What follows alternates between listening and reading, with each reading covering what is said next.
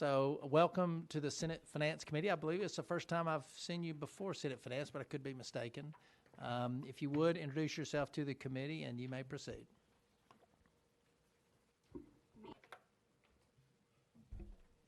Mandy Pellegrin, Policy Director at the Sycamore Institute. Eric Harkness, Executive Director at the Sycamore Institute. Brian Stracely, Director of External Affairs. If you would just tell the committee who the Sycamore Institute is and what you do and why perhaps you're here today. Sure. Yeah, so we are an independent, nonpartisan public policy research center for Tennessee specifically. We've been around since 2015, publishing research since 2016. If you are familiar with us, most likely you know us from our budget primer, which has the tree on the slide on the front. That tends to be our most popular work. So just off the bat, I'd like to say that, we don't have a position on TISA. In fact, we don't take a position on any legislation. We exist to provide neutral and accessible information and analysis to help you all, state policymakers, make well-informed decisions. That's it. Our staff and our board, we come from across the political spectrum, and we take a just the facts approach so that you are making well-informed decisions. So over the last several days, we have taken a great deal of time to look at some data from the State Department of Education to make some independent projections of the impact that TISA could have on local school funding requirements. We published that analysis on our website yesterday, and I'm going to take just a few minutes to walk you through what we did and what we found. So we asked and answered 3 questions. First, over the next decade or so, how much would local school districts have to contribute under TISA? 2, how does that compare to what the BEP and long-standing rules around maintenance of effort require? And 3, how does that vary by district? So I do want to pause for just a moment and emphasize that maintenance of effort piece, or MOE. So most school districts already spend more than the BEP requires them to, and long-standing state law largely prevents them from cutting this spending from year to year. And that's to keep increases at the state level from supplanting local dollars. So that's the MOE requirement. So those MOE amounts are a really important point of comparison if you want to understand how district revenues might be impacted by a new funding formula. So with that said, for full transparency, here's how we calculated our projections. First, we started with the department's projections provided to us at our request as of March 31st, so last week. Those were projections for each of the formulas for 2023 and 2024, along with their data on each district's 2023 maintenance of effort and a pre-pandemic enrollment trend. We looked at 3 different per pupil state funding growth scenarios. Under the first, we assumed no growth. Under the second, we assumed a standard 2% inflationary growth. And under the third, we looked at actual state increases in per pupil BEP spending, which averaged about 3.9% per year over the last decade. So these, of course, are all policy choices. These are decisions that you all would be making about how much to put into the formula over the next 10 to 15 years. And then, of course, we had to hold some things constant. We assumed that there would be no changes in each district's enrollment trend, no changes in the mix of student needs that get different funding levels under TISA, no change in relative fiscal capacity from one district to the other, and no change in those maintenance of effort amounts. So as with any projections, the world is not going to work out exactly like this for every district, but what we hope is that these projections will help to clarify a range of likely outcomes. So here is what we found at the statewide level. So these are our total projections through 2035 under the 3 different scenarios. No annual growth, 2% annual growth, and 3.9%. The BEP and the TISA lines are the total local requirement across the state projected under each formula. We kept that MOE the same in all 3 scenarios because that essentially represents what districts are spending today. So no matter the growth scenario, you see that the statewide TISA amount is 1, always below the BEP amount, and 2, likely wouldn't exceed that 2023 MOE total for at least a decade. But this is going to look different for every district.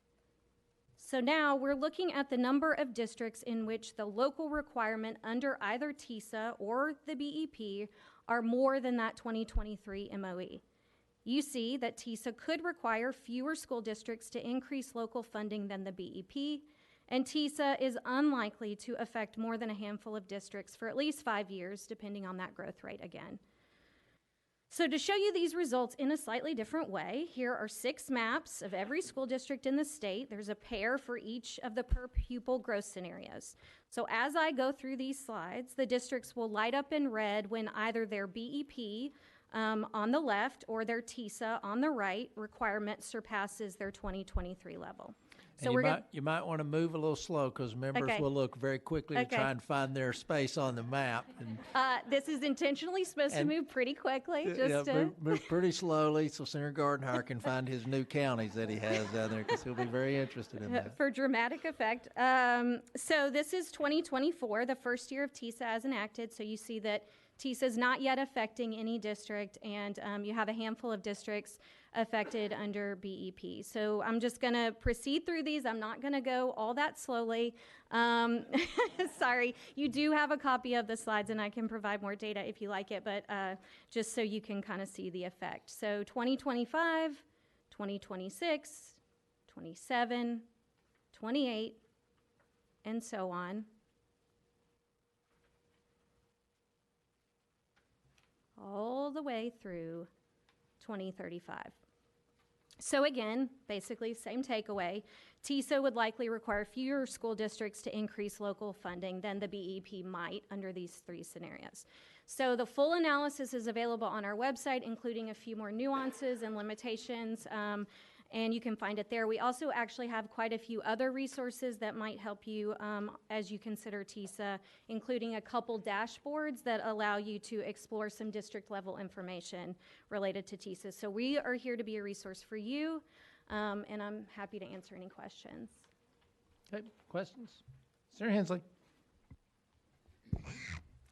Thank you, Mr. Chairman. And initially you said you based these projections on department information. Mm-hmm. And you base the projections on no significant change in the makeup of students. Right.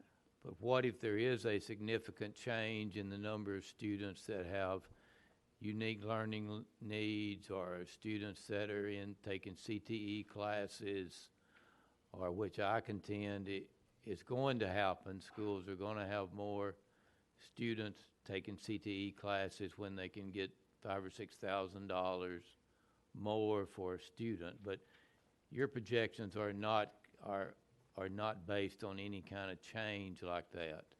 So first, and correct me if I'm wrong, I think CTE is outside of these things, is that right? Yes. So CTE is funded entirely by the state, so I don't believe more students in CTE classes would affect the local requirement in any way. Is that correct? Okay. Yes. Mr. Chairman, but CTE classes are in the weighted numbers. No. No? So Okay. those are funded through a direct per student funding amount that is entirely funded by the state without a local requirement attached to it. But what about unique learning needs? No. Those are funded in Yes. the weighted.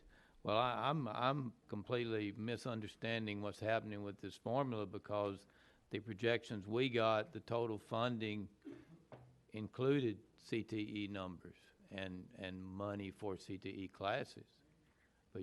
But I'll let the department respond to that, Okay, because but- I only looked at the local requirement within that core formula, which includes the base funding amount and then those percentage weights for each student based on unique learning needs, economically disadvantaged, concentrated poverty, small and sparse school districts. So CTE, K through 3, all those things were not part of what we looked at because there's no local funding requirement associated with them.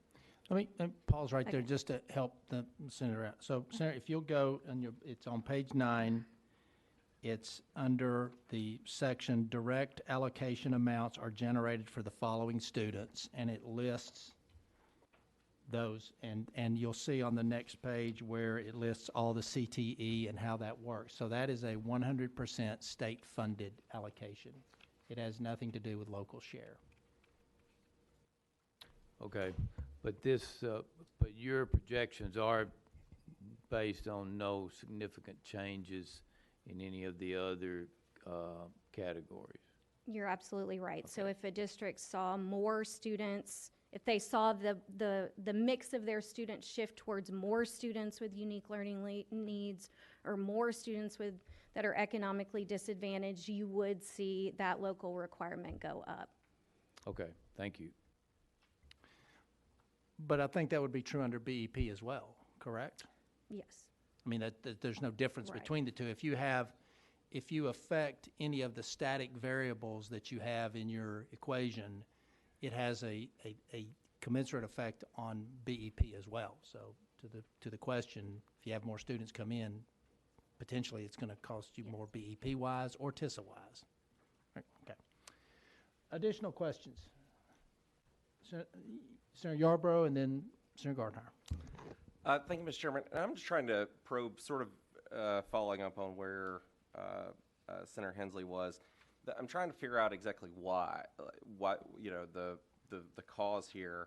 And it seems that you've got a pretty significant, at least one of the causes is what Senator Hensley mentioned, is that you have a significant part of what is currently in the BEP formula is now going to be funded outside the TISA formula.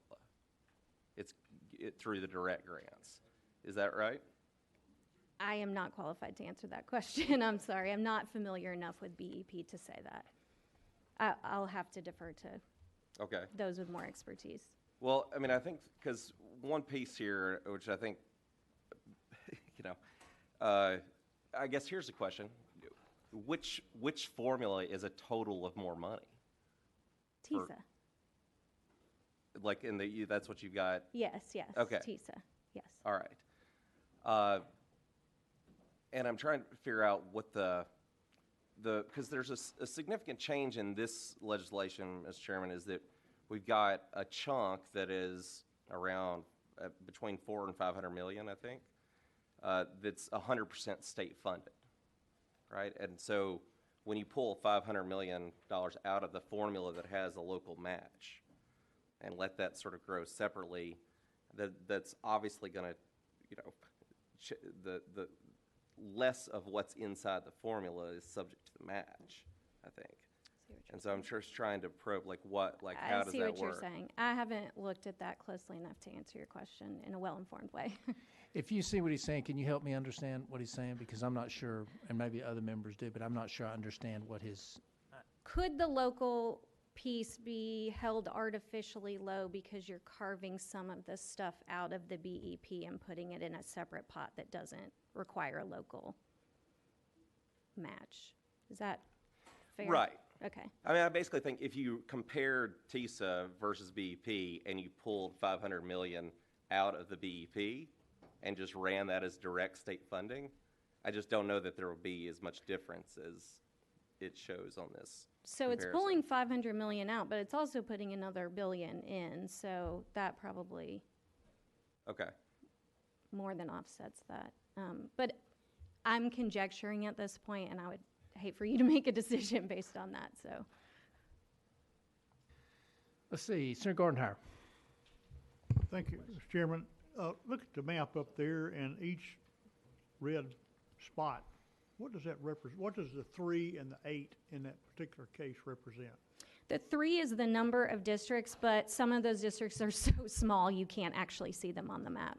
Well, okay, that's what I thought, but when I went to 2027, on the TISA, it has 2 instead of the 3 that normally carries around. And as you go down through here, some of them don't match up that way, and I was just curious. Well, they can switch around because some districts were experiencing enrollment declines, and that's built into this. So obviously, as the enrollment declines, their local amount would come down, but we're comparing it to an MOE that is based on this higher enrollment level. I got you. Thank you. Yeah. That Good. Additional questions? Okay. Well, listen, I want to thank you because, you've kind of met one of the standards that was being asked in the public space was to have someone that's independent, unaffiliated with education to come in and take a look at the math and look at the numbers. And I think most of us up here recognize that to do any kind of forecasting, you have to hold some things static and allow other things to move. I think we understand that, but I think your analysis has been really helpful to us today. So thank you very much. And I will encourage members to take a look at your website. So there's the shameless self-promotion for you. Thank you. And so thank you very much. I hope you'll stay engaged in the discussion.